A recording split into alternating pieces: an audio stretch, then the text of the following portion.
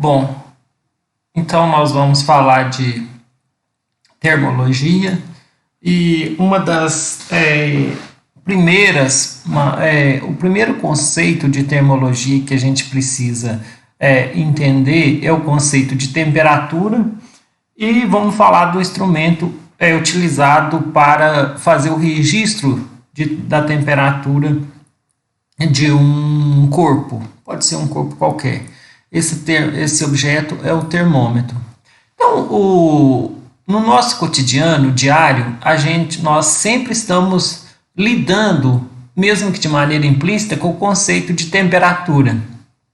Por quê? Porque nós sentimos calor ou frio. Então, nesse curso, nós vamos tentar entender o que é temperatura e o que é calor e, mais importante, qual a relação entre a mecânica e a temperatura? Ou seja, nós na parte de mecânica, nós estudamos movimento dos corpos. Nós vamos tentar estabelecer uma relação entre duas áreas da física que, em princípio, parecem muito distantes, mas nós vamos perceber que elas têm muito mais semelhanças do que a gente pode supor que sem um conhecimento prévio que elas existissem.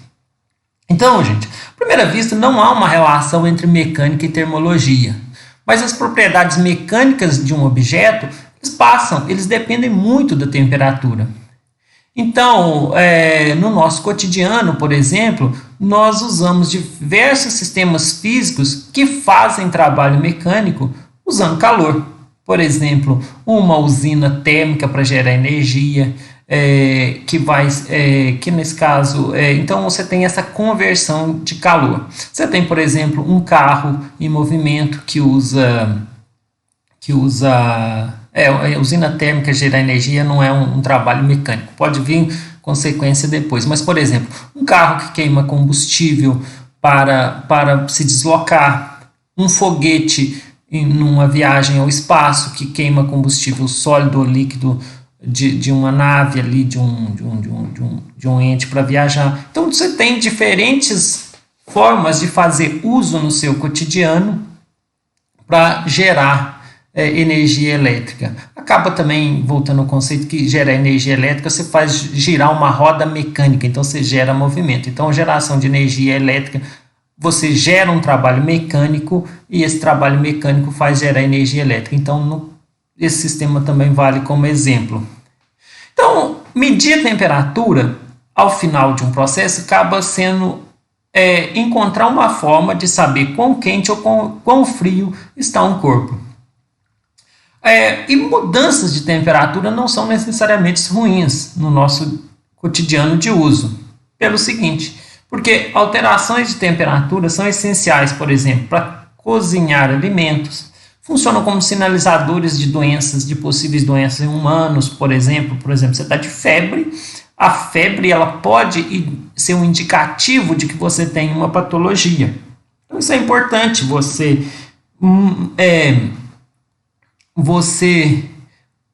fazer um acompanhamento e fazer uma aferição de temperatura, um acompanhamento desses sintomas de aumento ou diminuição de temperatura, eles podem indicar alterações no corpo humano ou na vida dos humanos que são essenciais para a gente ter uma vida de qualidade, né? Então, por exemplo, o estudo da termologia, ele não é tão antigo assim. Se conhece os processos térmicos há algum tempo, mas o estudo da termologia como ciência, ele é mais ou menos ali do século XIX, nos anos de 1800, que é quando acontece na Inglaterra, principalmente, a Revolução Industrial e que começa o desenvolvimento das primeiras máquinas térmicas, que são usadas nas indústrias têxteis que estava surgindo ali na Inglaterra do século XVIII, na Revolução Industrial. Então ali apareceu uma necessidade evidente de se fazer uso da tecnologia térmica para o desenvolvimento de máquinas a vapor. Então, a partir disso, podemos estudar, o desenvolvimento da termologia ampliou-se bastante. O mais notório dos estudiosos de termologia talvez seja James Joule, que fez uma relação entre mecânica e energia térmica. Ele conseguiu mostrar que o aumento ou diminuição de temperatura era, acima de tudo, uma variação de energia. Nós temos o Kelvin, que foi essencial no desenvolvimento de termômetros, e Carnot, que também foi nos ciclos de Carnot, Celsius, que desenvolveu um modelo de termômetro também, e Rudolf Diesel, que foi importante na descrição do ciclo de Diesel, que foi mais tarde utilizado para desenvolver o que a gente conhece como motores a diesel. E o Max Planck, que foi um dos desenvolvedores da teoria da mecânica quântica, e a primeira evidência dos fenômenos quânticos foi encontrado num sistema térmico. Então, o primeiro trabalho de Planck foi usando termologia, que era o aquecimento de corpo negro, que era o problema de corpo negro. Então, nós então podemos tentar estabelecer uma relação entre temperatura e calor. Então, todos os corpos que têm massa, então o corpo e tudo aquilo que tem massa, eles possuem matéria e, portanto, são constituídos de partículas que estão em constante movimento. A agitação interna das moléculas é chamada de energia interna do corpo. O nível de energia interna ele depende da velocidade que as moléculas se movimentam. Se o movimento é rápido, o corpo possui um nível de energia alto. Se o movimento é lento, o corpo tem energia interna baixa. Então, vamos imaginar uma situação aqui. Eu vou mostrar aqui um exemplo desse curso da Universidade de Colorado. Então, olha para vocês verem. Então, vamos supor que estamos vendo aqui, nós estamos vendo um objeto, um corpo qualquer, e a gente está vendo aqui que ele tem algumas moléculas aqui, que ele é constituído de moléculas que se interagem entre si, geralmente por forças de Van der Waals, como são conhecidas. Então, eu posso aquecer ou esfriar esse objeto. Então, imagina o seguinte, à medida que eu vou resfriando esse objeto, o que acontece? Eu vou tirando o calor dele. E se eu identifico esse calor como energia, veja que à medida que eu vou esfriando, o nível de vibração das moléculas diminui. Então, essa agitação térmica que o corpo possui, ele vai diminuindo. Se eu for tirando energia dele, for congelando ele cada vez mais, vai chegar a uma situação hipotética onde todas essas moléculas elas vão perder a sua capacidade de vibração e elas vão ficar em completo repouso.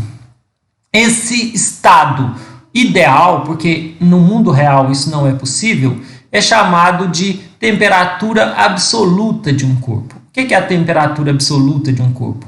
É quando ele atinge um estado de completa imobilidade. Ele fica completamente imóvel. Bom, isso é um conceito teórico em física. Na realidade, isso não acontece. Mas o que é, então, a medida de temperatura? Bom, veja que nesse caso aqui, eu tenho um termômetro aqui que deveria estar em contato com essas moléculas aqui, se interagindo com ela, mas aqui, num caso hipotético, ele não está. Então, o que acontece? À medida que eu faço com que essas moléculas fiquem paradas, nenhuma delas entra em contato com o termômetro. E ao não entrar em contato com o termômetro, o que acontece?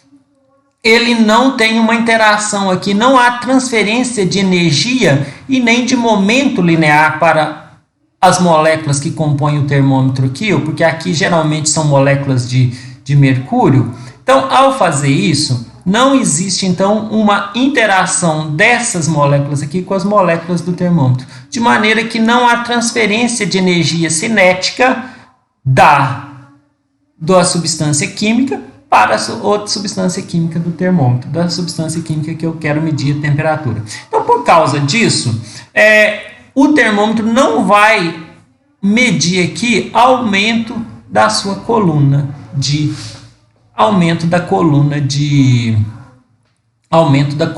que a coluna de mercúrio não vai subir. A partir do momento que eu começo a aquecer o objeto, eu começo a dar energia para ele e ele começa a vibrar. Então, assim que que eu vou colocando, mais e mais energia eu vou transferindo para ele e eles começam a se movimentar.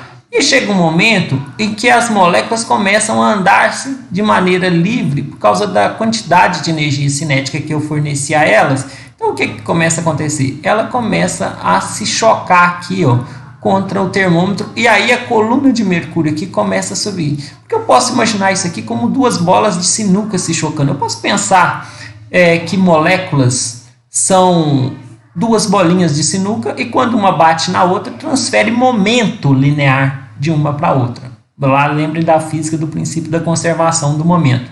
Então, a partir do momento que a coluna, que moléculas começam a se chocar mais e mais e mais aqui com o bulbo do termômetro, começa a transferir momento para as moléculas do mercúrio que está aqui dentro. E o que vai acontecendo com a coluna? Olha aqui para vocês verem. Vai chocando cada vez mais e mais e mais, e a coluna, vocês vão perceber que ela vai subindo, porque ela começa a receber energia do sistema, e ela vai subindo, subindo, subindo, subindo, subindo, subindo, subindo, subindo, subindo, subindo, subindo, né?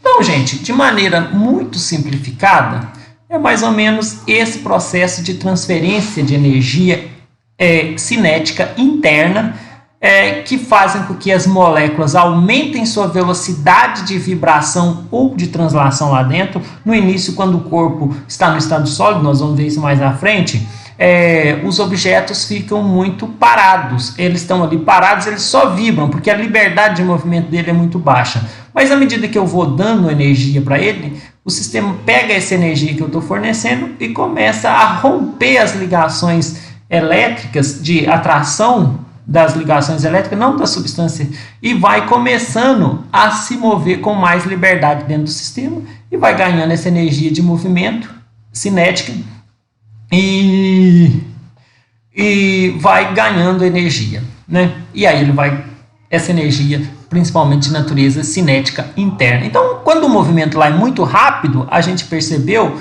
que o corpo possui um nível de energia alto e nós dizemos que ele está quente. Se o movimento e as vibrações são mais lentas, isso significa que o nível de energia interna é baixo e o corpo está frio, né? Quando nós investigamos microscopicamente, como vocês viram lá na simulação da Universidade de Colorado, investigando microscopicamente o corpo, observa que seu grau de aquecimento influi no estado de agitação das partículas, tornando essa agitação à medida que o corpo fica mais quente. Eu mostrei isso lá no PET Simulation.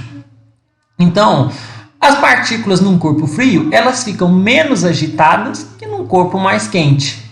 Então, eu posso concluir que temperatura é a grandeza física que mede o estado de agitação interna das partículas de um corpo, caracterizando seu estado térmico. A palavra quente e frio está associada à temperatura de um corpo e são medidas com instrumentos chamados termômetros. Agora, nós aprendemos como que o corpo se comporta internamente quando ele está quente ou quando ele está frio. Então a gente agora vai entender como que é o processo de construção desses equipamentos que eu chamo de termômetro, que eu uso no meu cotidiano para poder medir a temperatura ou a energia interna de um corpo. A temperatura de um corpo indica se esse corpo está propenso a ganhar ou perder energia ao entrar em contato com outro corpo. Então, se eu tenho dois corpos e eu coloco em contato eles, eu posso, a partir da medida de temperatura, saber se aquele corpo A ele tem propensão a aquecer ou esfriar. Imagine dois corpos, A e B. Se o A estiver mais quente que o B, o A tende a perder calor e o B tende a ganhar calor. Isso quer dizer o quê? Que a temperatura do A pode abaixar e a temperatura do B vai subir. Por que isso acontece? Porque quando dois corpos entram em contato, uma parte da energia do corpo quente passa para o corpo frio. Essa energia do corpo interna do corpo é aquilo que nós chamamos de calor.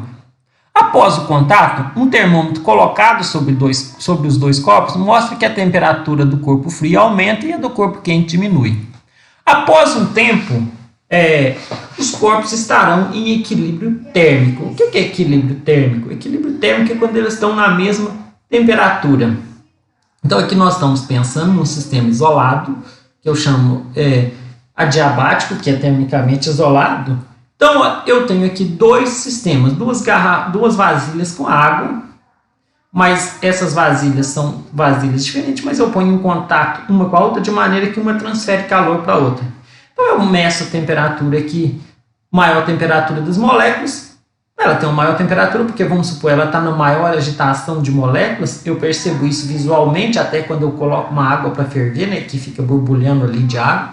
E uma água fria onde ela fica mais em repouso. Mas quando eu pego a vasilha com água quente e encosto na vasilha com água fria, eu tenho uma transferência de calor do quente para o frio, né? Por causa da agitação aqui, da vibração das moléculas nessa beirada aqui, ó. Então a água vai começar a aquecer daqui para cá. Então, o que é o calor? O calor é uma energia em trânsito, é uma energia em movimento. Então, essa energia é transferida do corpo de maior energia para o de menor temperatura. E a partir de um tempo que eles ficarem aqui em contato, vai passar em um tempo, esse tempo varia de objeto para objeto, eles vão ter, geralmente, sólidos entram em equilíbrio térmico com mais facilidade que os líquidos. Esses vão entrar em equilíbrio térmico, né? Bom, mas apesar de serem coisas relacionadas, temperatura e calor são diferentes.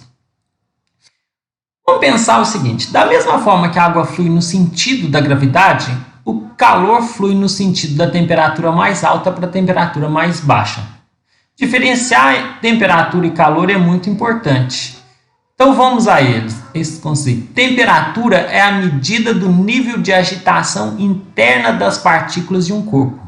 E calor é a passagem de energia de um corpo para outro, em razão da diferença de temperatura deles.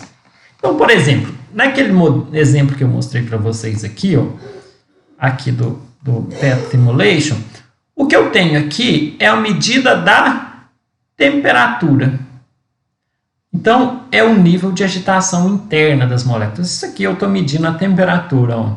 Se eu aqueço ou esfrio ela, eu estou medindo a temperatura.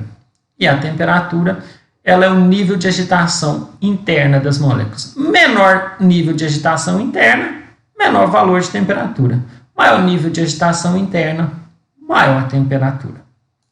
Então, é importante diferenciar, então, temperatura de calor.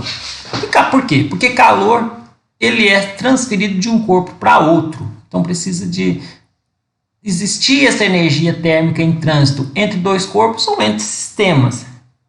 E isso acontece em razão de uma diferença de temperatura entre eles. Então, enquanto temperatura é a medida do nível de agitação interna das partículas de um corpo, o calor é a energia térmica em trânsito. Compreendidos? Então, medidas de temperatura. Então, agora que nós definimos o que é temperatura e temos uma ideia do conceito de calor, nós precisamos encontrar formas e maneiras de medir a temperatura de um corpo. Experimentos mostram que diferentes materiais sofrem alteração em suas propriedades físicas quando variam de temperatura. Então, por exemplo, resistência elétrica, por exemplo. A resistência elétrica ela pode ser alterada por variações na temperatura de um objeto. Por exemplo, o conceito de... Então, por exemplo, existem vários modelos de termômetros que usa resistência elétrica como ferramenta. Por exemplo, o comprimento do material. Um piso, uma barra metálica, elas aumentam ou diminuem de tamanho em função de variação de temperatura. O volume de líquidos, por exemplo, eles sofrem alteração em função de temperatura. Todo mundo aí já colocou um leite para ferver e viu que tem alterações ali no volume do líquido quando ele está em processo de fervura. Então, gente, uma maneira de eu construir um termômetro, que é um objeto para auferir a temperatura de um determinado corpo, eu posso construir um termômetro explorando essas propriedades. Desde que eu consiga associar a variação de temperatura, que tem que ser uma variação contínua e uniforme, de uma propriedade física com essa variação de temperatura. Então, se eu associo a variação de algo, como tipo o volume ou o comprimento de um material, com a variação de temperatura, eu estabeleço uma relação, por exemplo, mensurável, então eu posso usar isso para construir um termômetro. Exemplo, o aumento do comprimento de uma coluna de mercúrio à medida que a temperatura aumenta me dá um bom balizador para me fazer o registro da variação de temperatura de um dado objeto. Então, se eu coloco lá numa água fria e vejo que a coluna de mercúrio aumenta X, eu posso estabelecer então ali, e quando eu começo a aquecer, eu vejo que essa coluna de mercúrio subiu, aumentou 2x, então eu posso estabelecer uma relação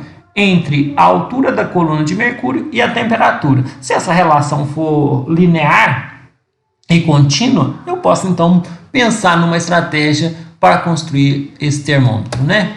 Então, o que o termômetro faz? O termômetro mais utilizado no passado era o de mercúrio, e ele explorava o fato da altura da coluna de mercúrio aumentar proporcionalmente com o aumento da temperatura.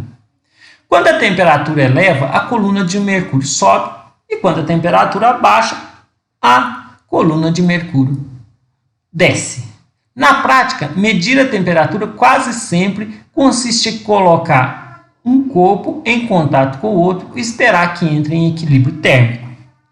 Hoje também é muito usado os termômetros digital e de infravermelho, que têm princípios de funcionamento diferentes da coluna de mercúrio, mas que exploram essas coisas que eu falei aqui, essas propriedades que se alteram quando se tem variações de temperatura. Então, mas apesar de eu pegar e ser um processo de equilíbrio térmico, o processo de auferição de termômetros, apesar desses termômetros que trabalham com infravermelho não entrem em equilíbrio térmico, pelo fato da quantidade de matéria presente numa coluna de mercúrio ser muito baixa comparado ao objeto geralmente o material que eu quero medir temperatura, esse equilíbrio, as variações no equilíbrio térmico, essa perda ou ganho de calor é muito insignificante, de maneira que o registro da temperatura é quase sempre muito fidedigno, né? Então, definida a maneira de construir um termômetro, o próximo passo é construir uma escala termométrica. O que é uma escala termométrica? Uma escala termométrica é um conjunto de valores numéricos que devem estar associados à temperatura. Então, por exemplo, o primeiro passo é escolher uma substância de referência e atribuir alguns pontos fixos associados a determinadas temperaturas. Bom, quase sempre nós utilizamos na natureza a água como sendo essa substância de referência. Por quê? Porque purificar uma água não é um processo muito complicado. Então, conseguir água pura não é muito difícil. E ela é abundante na natureza, e mais que isso, uma das coisas que nós vamos ver lá na frente, no decorrer desse curso, é que substâncias puras, elas não variam de temperatura durante suas mudanças de estado. E a água tem ponto de fusão e ponto de ebulição relativamente baixos e muito próximos àquilo que a gente conhece como temperatura ambiente, ou seja, a variação do estado sólido para o líquido na água e do líquido para o gasoso acontece em temperaturas relativamente baixas. Então, quase sempre as escalas termométricas são feitas tendo a substância química água como substância de referência. E geralmente esse processo eu faço fixando 2 pontos fixos. O primeiro ponto fixo corresponde à temperatura de fusão da água, que é chamado ponto de gelo, ou seja, qual a temperatura em condição normal de pressão que a água muda do líquido para o sólido ou do sólido para o líquido. Isso é chamado de ponto de fusão. Bom, da mesma maneira, eu encontro o próximo ponto fixo da água, que é o segundo ponto fixo, que corresponde à temperatura onde a água sofre evaporação. E mais especificamente, ebulição, que é chamado ponto de vapor. Então eu estabeleço esses dois pontos, que é o ponto de gelo e o ponto de vapor. E ali eu fixo os valores de referência para eu construir a minha escala termométrica. Bom, quase todos os modelos de termômetro que a gente conhece, principalmente os mais antigos, foram desenvolvidos tendo esse conceito que eu expliquei anteriormente. O mais utilizado no nosso cotidiano, especialmente no Brasil, é a escala Celsius, que foi desenvolvida pelo físico Andrew Celsius. Na escala Celsius, o Celsius fixou que o ponto de fusão de água pura foi arbitrariamente fixado como sendo 0 e o ponto de ebulição fixado como sendo 100. Então, ele fez essa diferença, 100 menos 0. Já a escala Fahrenheit foi desenvolvida pelo físico Daniel Fahrenheit e é utilizada principalmente nos países nórdicos.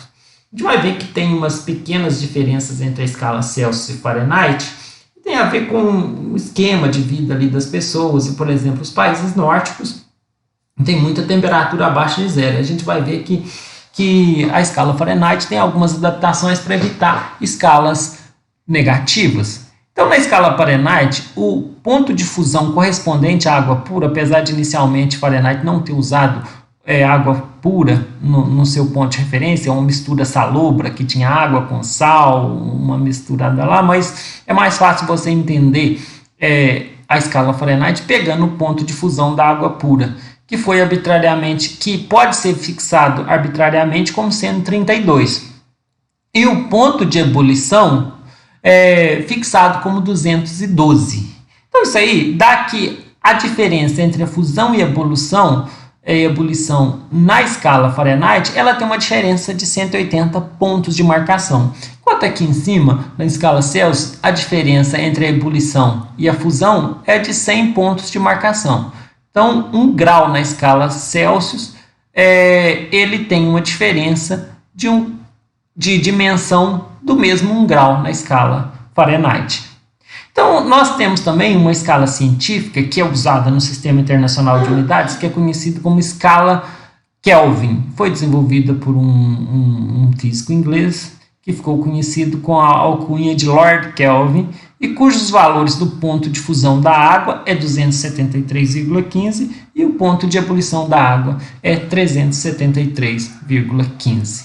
Bom, a gente vai ver lá na frente, nós chegamos a ver aquela simulação, como Kelvin já tinha o conhecimento de a energia interna, se a temperatura está relacionada com a energia interna de um corpo, essa correlação, o zero absoluto da escala Kelvin, é um estado hipotético, teoricamente quase impossível de ser alcançado, onde as moléculas estão em completo repouso, ou seja, onde o estado de vibração das moléculas é zero.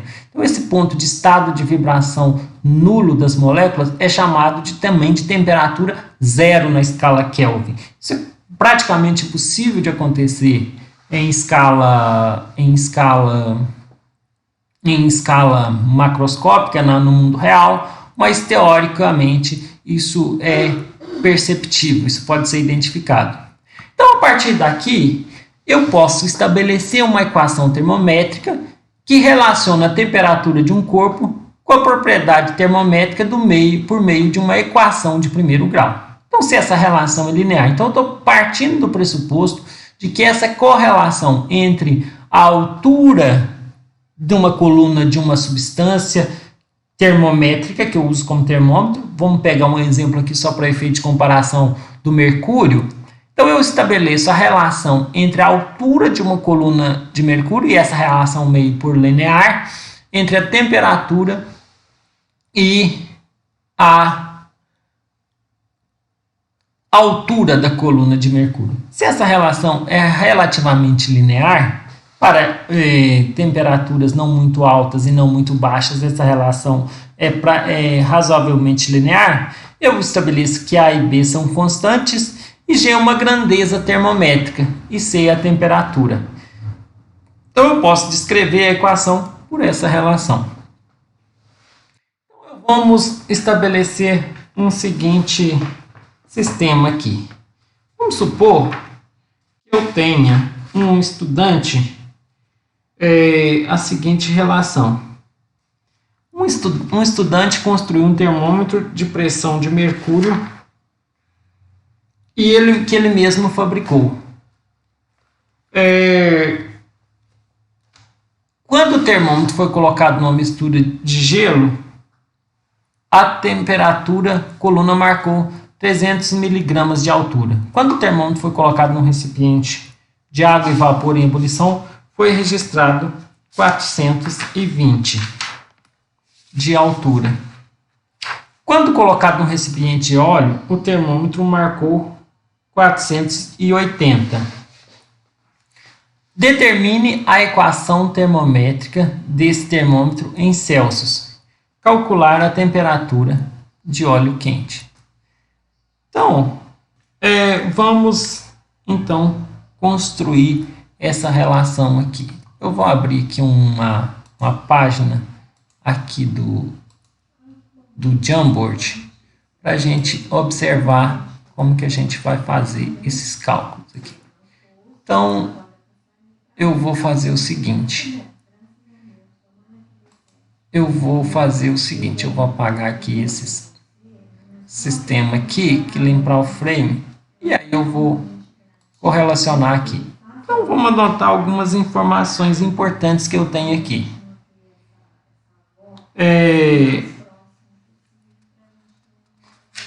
Ele fez uma mistura de água e gelo e o termômetro marcou 320. O que é uma mistura de água e gelo? É uma água ali no ponto de fusão, né, gente? Então, nós vamos estabelecer o seguinte. Vamos estabelecer a seguinte relação. Eu sei que, por exemplo, eu sei a seguinte informação. Eu quero estabelecer uma temperatura em Celsius.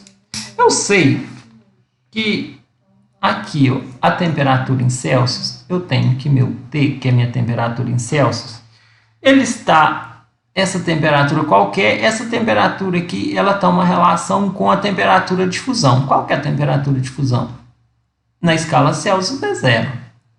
E aqui embaixo, eu estabeleço que aqui a temperatura de ebulição, que na escala Celsius é 100, subtraído da temperatura no ponto de fusão. Por quê? Porque esses dois sistemas aqui são meus dois pontos fixos. Meus dois pontos fixos estão fixados aqui.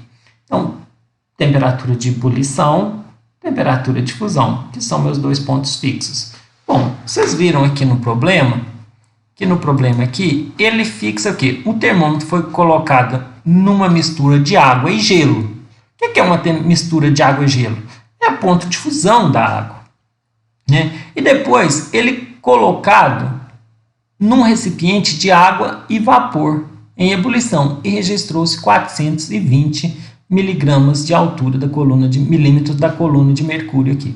Então, o que eu tenho? Eu tenho que esse 300 milímetros de altura aqui, ele corresponde ao meu ponto de fusão. E esse 420, ele corresponde ao meu ponto de ebulição nessa escala de termômetro que eu construí. E aí depois ele coloca uma temperatura de 400, e aí ele observou que a coluna de mercúrio subiu 480. Ele quer saber a equação termométrica desse termômetro, e a outra é calcular a temperatura do óleo quente. Então vamos lá. Então aí agora eu posso estabelecer o seguinte: a temperatura P que ele está procurando vai ser esse P subtraído de quê? Do correspondente aqui da fusão. Mas na fusão, qual era a altura que ele tinha? Ele tinha 300, né? De altura lá da coluna de mercúrio dele. Bom, e agora ele tem que no ponto de ebulição, a altura da coluna era 420. Subtraído de quê? Da altura que ele tinha lá, que era da fusão, que é 300. Então, ele quer que eu estabeleça uma equação termométrica desse sistema. Então, nós vamos estabelecer aqui a temperatura em Celsius e a temperatura em C. Então, quando eu faço o desenvolvimento dessa equação, eu tenho que aqui é t, né, porque t menos 0t, dividido por 100,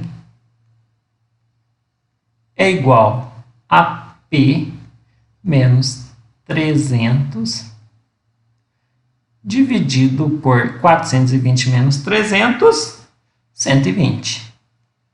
Então, eu tenho aqui 120. Então, agora, o que eu posso fazer? Eu posso fazer isolar o meu t, que é o que eu estou procurando. Eu posso pegar esse 100 aqui e passar multiplicando para cá. Então, eu tenho t é igual a 100, que multiplica o que está aqui entre parênteses, p menos 300, dividido por 120. Bom, então é o seguinte, quando eu faço essa operação, eu tenho o seguinte, eu tenho que t é igual a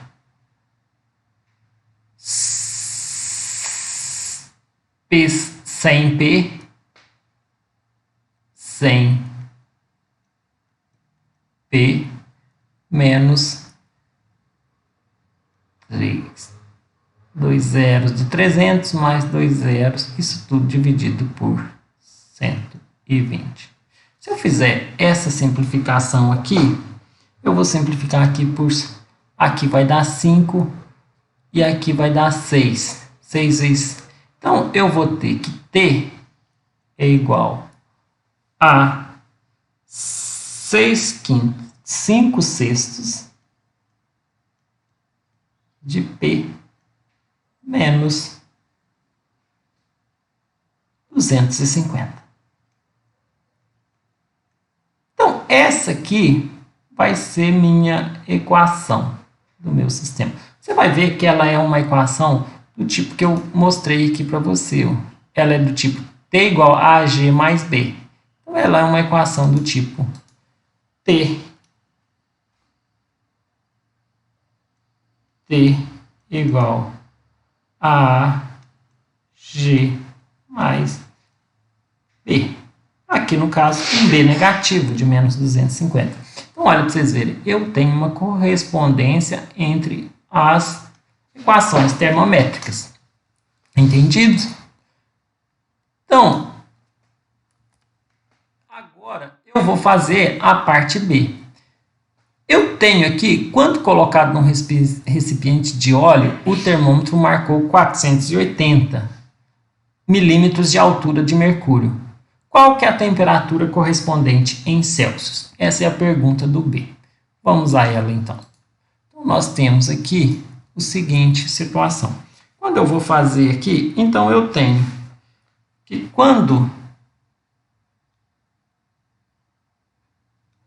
P é igual a 480, qual é o Celsius?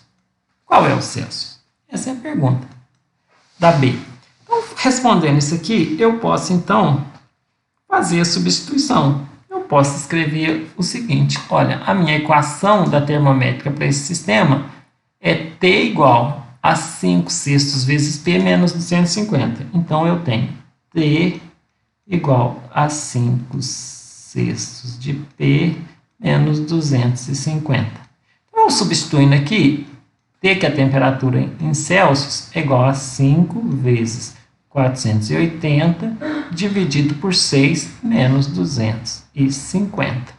Quando eu faço essa operação aqui, eu chego que meu T é exatamente igual a 150 graus Celsius. Então, só eu fazer a operação aqui, multiplicar 5 por 480, dividir o resultado da multiplicação por 6 e subtrair 250. Eu chego que minha temperatura é 150 graus. Certo? Então, vamos a outro. Aqui eu tenho um problema de aplicação que vocês tentem resolver aí. Depois eu vou deixar resolvido, gravado, essa resolução de exercícios. Dois termômetros estão calibrados em escalas termométricas diferentes de acordo com o gráfico a seguir. Qual a relação que existe entre os valores de uma mesma temperatura medida nas duas escalas? Bom, só para vocês estabelecerem, vocês podem fazer isso aqui, ó, a partir da construção de estabelecer correspondência bionívoca. Olha aqui para vocês verem. Vocês verem que o ponto de fusão é a 0 grau e o ponto de ebulição a 100 graus. Então, isso aqui é a escala Celsius. Você tem uma escala hipotética qualquer, onde o ponto de fusão corresponde a 50 e o ponto de ebulição no 220 aqui nessa escala M. Então, é só você estabelecer uma correspondência bionívoca, como nós fizemos aqui atrás. Nada muito complicado, basta você estabelecer aqui, ó, só para adiantar aqui a resolução, para você ter uma ideia. Então, você faz aqui a escala Celsius, que é a temperatura qualquer, menos o zero, que ela está, e aqui dividido por 100, que é a escala do ponto de ebulição, menos o zero, é igual. Aí aqui eu vou a escala M, menos o 50, porque a fusão dela acontece a 50, e aqui eu posso então fazer 220 menos 50.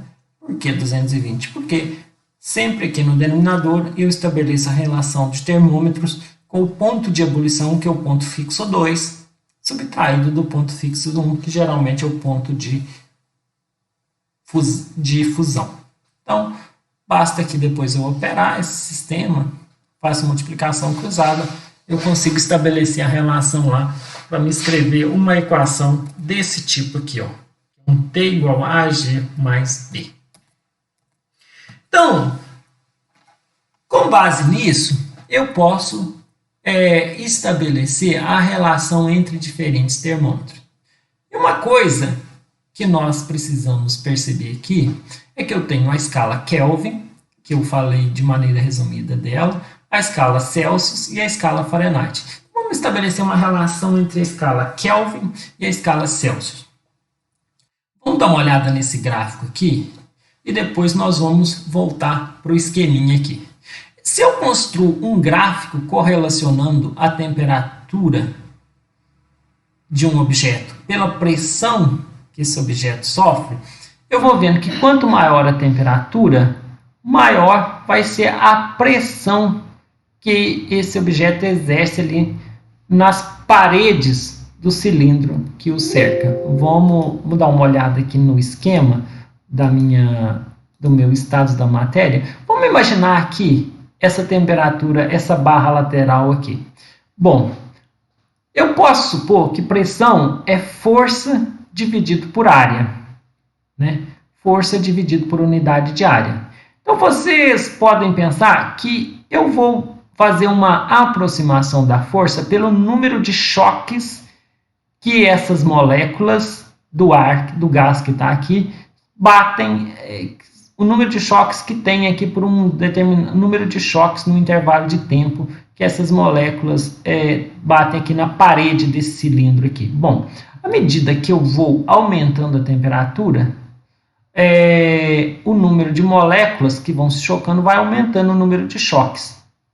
Então, esse número de choques eu posso associar à força que é feita aqui. Como a área desse recipiente ela não varia no tempo, o número... Então, por exemplo, se choca duas moléculas por segundo e passa depois de um tempo a chocar 4 moléculas por segundo, a força ali aumentou.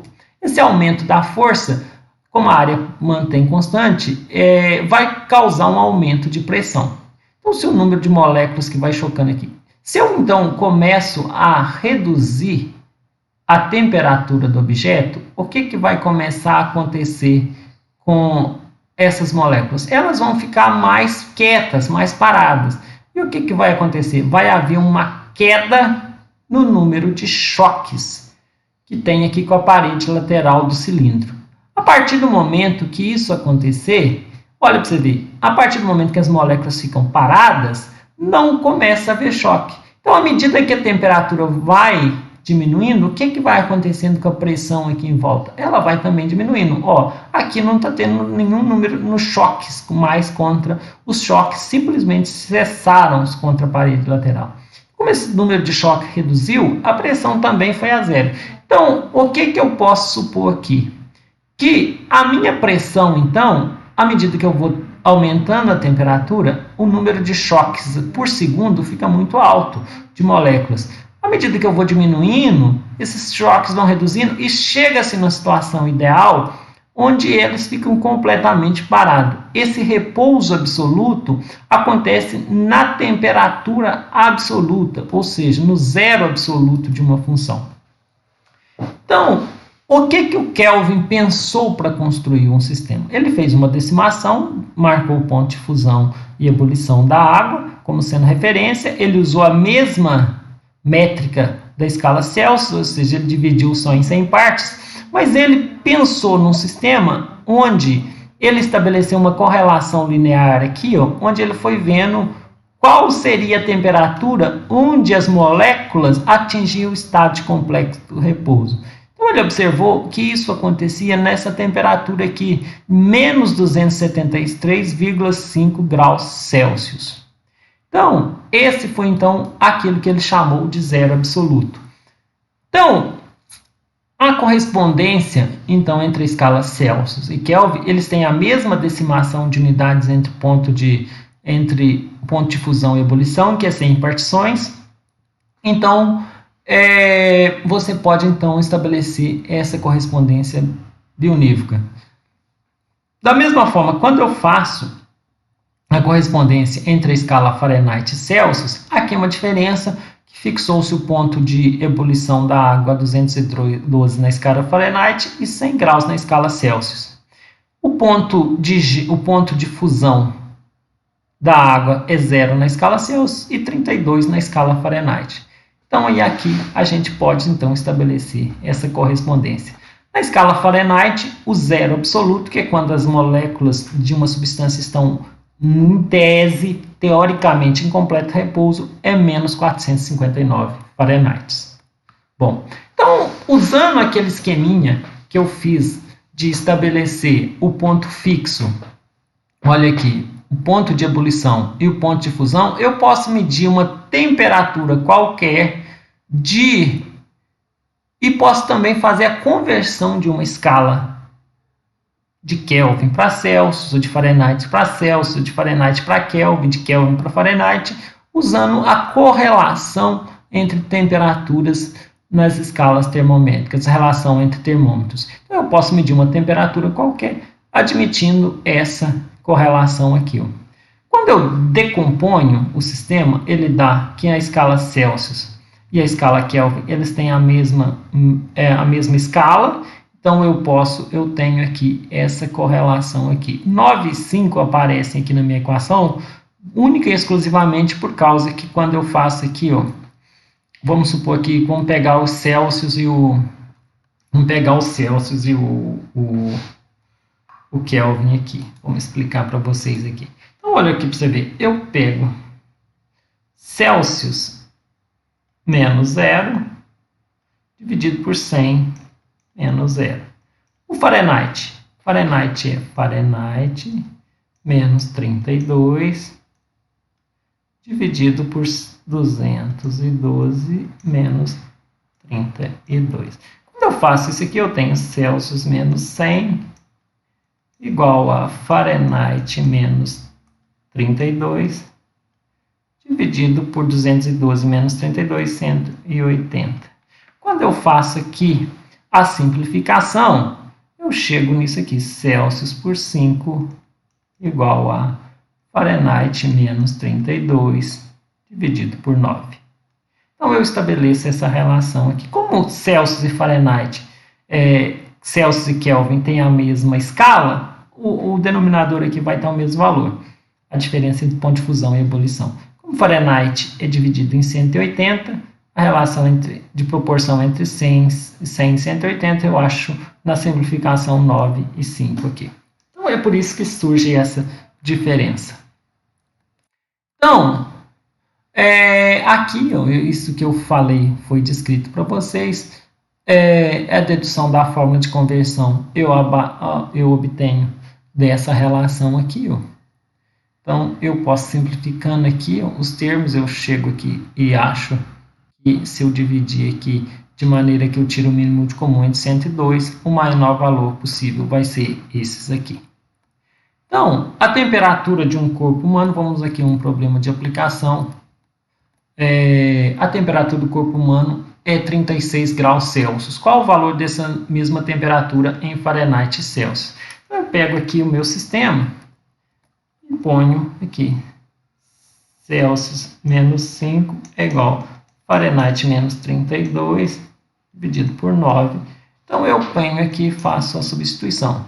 36 dividido por 5 é igual a Fahrenheit menos 32 dividido por 9.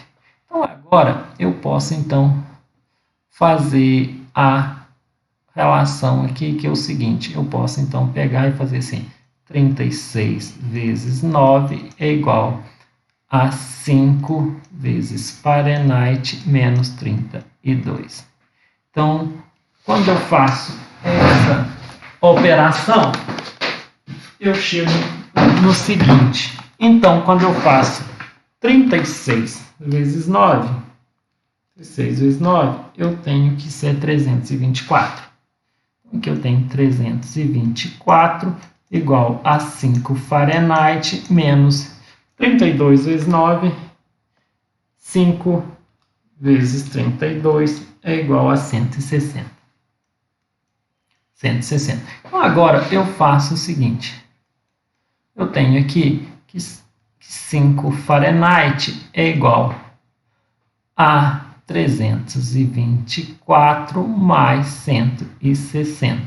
Então, isso eu tenho que 160 mais 324 é igual a 484. Então, 5 Fahrenheit é igual a 484. Isso implica que Fahrenheit é igual a 484 dividido por 5. Isso dá 96,8. 96,8 Fahrenheit.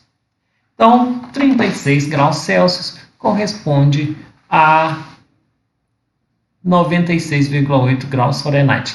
Celsius é mais simples, né? Se você jogar aqui na escala Kelvin, você tem o seguinte, vamos dar uma olhada na escala, é só você fazer o seguinte, Celsius menos 5 é igual a Kelvin menos 273 dividido por 5. Com 5 e 5 aqui, é só simplificar.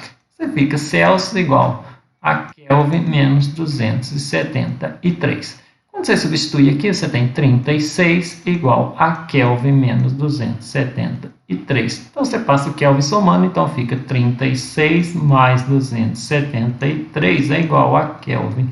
Explica que Kelvin é igual a 273 mais 36, isso é igual a 309.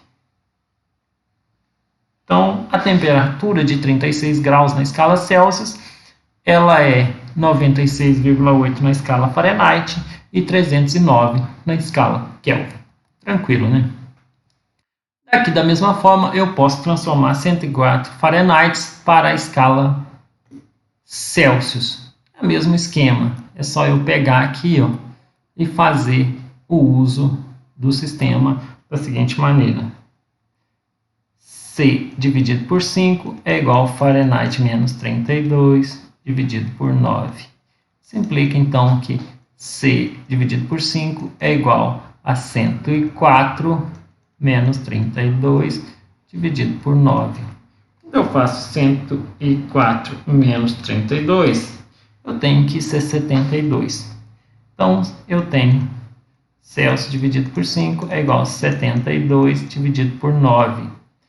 Então, agora eu passo 5 multiplicando aqui, eu tenho Celsius é igual a 5 vezes 72 dividido por 9. Quando eu faço 5 vezes 72, eu tenho que ser 360. Então, Celsius é igual a 360 dividido por 9. Então, isso vai dar 40. Então, 40 graus Celsius. Da mesma forma, eu posso, então aqui, ó, como eu já converti na escala Celsius, eu já posso usar direto a transformação, eu não preciso repetir aqui a escala Kelvin, porque eu tenho que a escala Celsius é igual a Kelvin menos 273 graus. Então, eu posso escrever que esse aqui, ó, Celsius é igual a Kelvin menos 273. Então, eu tenho aqui que 40 é igual a Kelvin menos 273. Isso implica que Kelvin é igual a 273 mais 40. Eu passei aqui 273 para cá, com o sinal invertido. O Kelvin é igual a 40 mais 273, isso dá 313 Kelvin.